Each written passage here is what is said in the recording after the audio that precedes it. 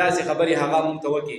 والله فرمایي فلیأتنا وایدا خلق دا کافران بآیت چې را دې وړي مونږ ته یوه نښه کما ارسلا لکه څنګه چې لیږلي شوي دي الاولون مخکې پیغمبران په نښو سره په معجزو سره، یعنې د موسی علیه السلام سره همسا وه، صالح علیه السلام معجزه وه، خلکو یې مونږ له اوښه په کار ده او د کاڼي نه په کار ده چې د کاڼي نه پیدا شي.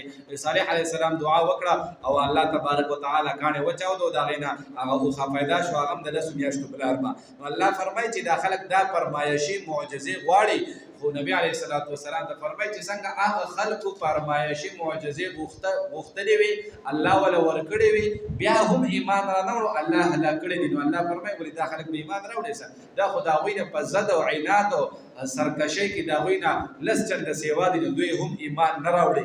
دې وجې نه رب العالمین فرمایي که چېرې دا خلک ایمان را نه وړي فرمایشي معجزه راله دا دوی دپاره فایدهمنه نه ده، دوی باندې به عذاب راشي دوی به ختم شي. نو دلته دوی دپاره فایدهمنه نه ده معجزه.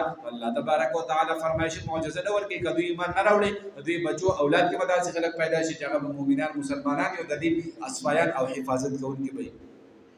والله فرمای ما آمنت ایمان ندی راوړی قبلهم مخکې د دوی نه چې کوم کسان تیر شوي دي هغوی هم ایمان نه دی راوړی من قریة د هغه کلیوال هېڅ یو کلي هم ایمان نه و راوړی. پیغمبران ورته معجزې فرمایشي معجزې چې کومې دوی غوښتلې وې د پیغمبر په لاس باندې الله تبارک وتعالی صادر کړې وې څرګنده کړې وې او بیا هم الله فرمایي دغې خلکو هېڅ یو کلیوالا ایمان را نه وړو.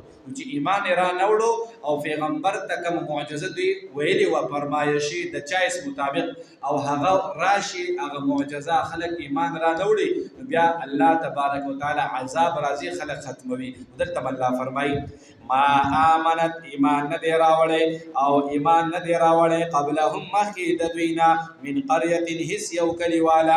الله فرمایي اهلکناها مونږه هلاک کړه هغوی لره هغه بیا مونږ خلک هلاک کړه فرمایشي معجزه راله او دوی ایمان نه راوړي بیا د الله تبارک وتعالی عذاب راځي.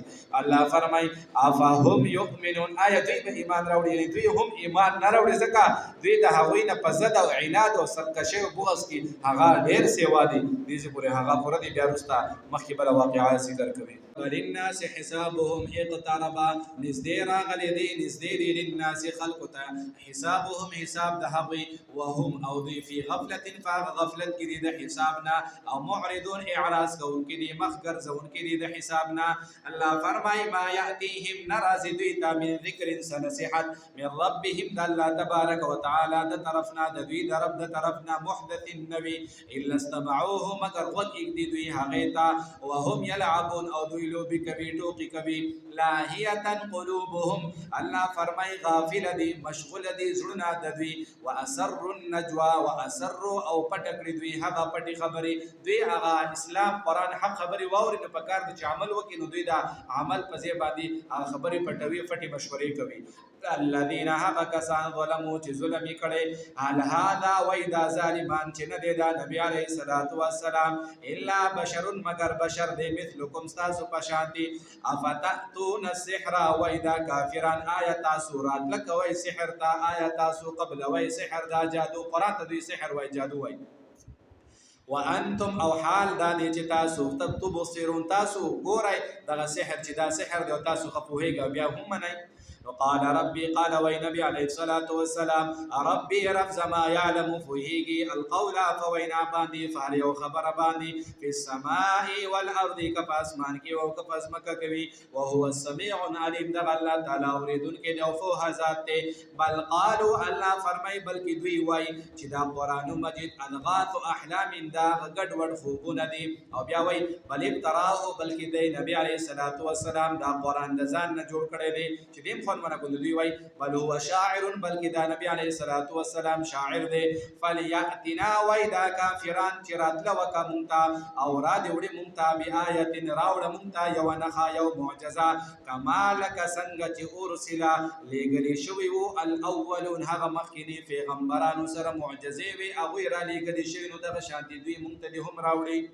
والله فرمای ما امنت ایمان نه دراولې قبلهم مخکې د دوی نه، یعنې هغوی ته چې کوم پیغمبرانو معجزې پیش کړې وي بیا هم هغوی ایمان را نه وړو. والله فرمای ما امنت ایمان نه دی راولې قبلهم مخکې د دوی نه من قرية هیڅ یو کلیواله اهلکناها الله فرمای مونږ هلاک کړه هغوی لره افهم یؤمنون آیا دوی به ایمان راوړي، یعنې دوی هم ایمان نه راوړي.